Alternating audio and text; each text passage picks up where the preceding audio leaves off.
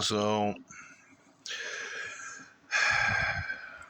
a little bit of unfortunate news, but, you know, the tractor of sadness. But, what we got going on, still have some corrosion, but I got all the ports cleaned out, that everything will pass. I sprayed some, I got my mini can of WD, everything passes. Not going to worry about this yet. Just not going to do it. Not going to even worry about it. I can't pull the needle seat out because it's most likely galled right to the cast iron because the top half's cast. And you see this has been in the dip about 3 or 4 times now. That's carbon. That exhaust manifold must have been blown out for quite a while, and they were running it like that and blew all that carbon. She's tough, you know. It don't want to come off of there. The float still floats, which is good. The float pin and hardware is in that ball. The unfortunate part about this is the emulsion tube there. I can't pull that out. I pulled that plug right there, and it brought threads with it. I can fix that. That's no problem, but I do not want to damage that brass emulsion tube at the other end, or I can't get this jet out here either. But taking the ATF and spraying through, it comes up through here. The ports are clear, is what I'm saying. So the choke is free. Everything's good to go here. That aluminum bowl is breaking down. I don't know. It just seems like when I do ultrasonic cleaning, I don't want to leave it in there too long because it'll start doing that. You see that edge? You see how this is going on here?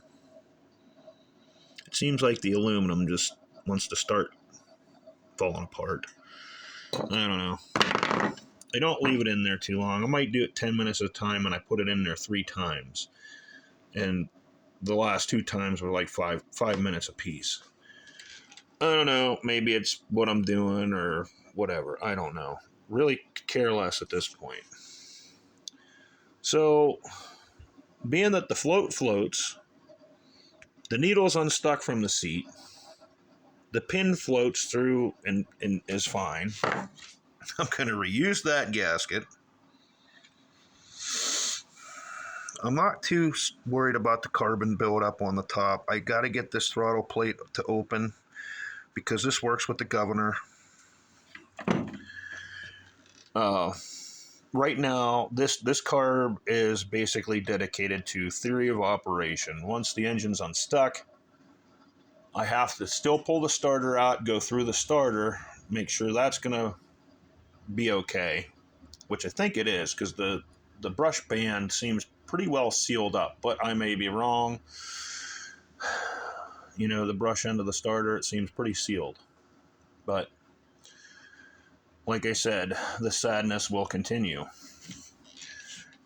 This is going to be put back together so I don't have to mess with it later. I know what it's about now inside. No big deal. Is what it's going to be, and I can't change it. So my theory with this is go through it, make sure all the ports and passages are clean. It'll pass fuel, it'll atomize fuel, and let it run at least a little bit. Cough, fart, bark, chooch a little bit. That's fine, as long as we can get it to do that.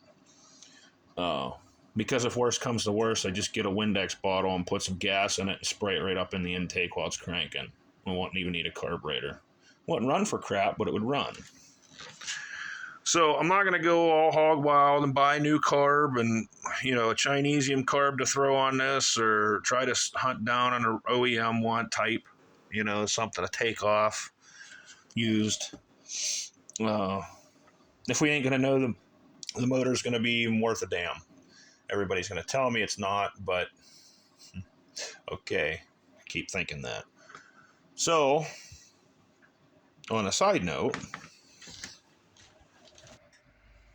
I had picked up this vintage Craftsman valve spring compressor to take down the head.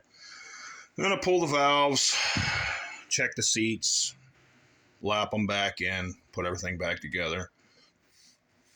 It's part of the, not, I'm not part of the throwaway world, so I do this stuff. Yeah. So, in theory, if all the valve seats are good and everything, and I lap them all in, put the springs and keepers and everything back in theory, once the engine is broke free, it should run.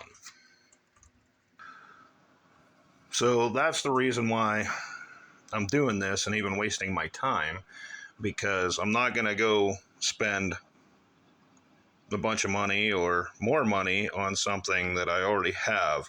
I'd have much rather have gotten a complete tractor. I do have to spend money on fine thread nuts to hold the head down, so I got to locate those. And I know they're a special type. I've seen them and I've read about them. One thing I will have to actually spring for is a head gasket.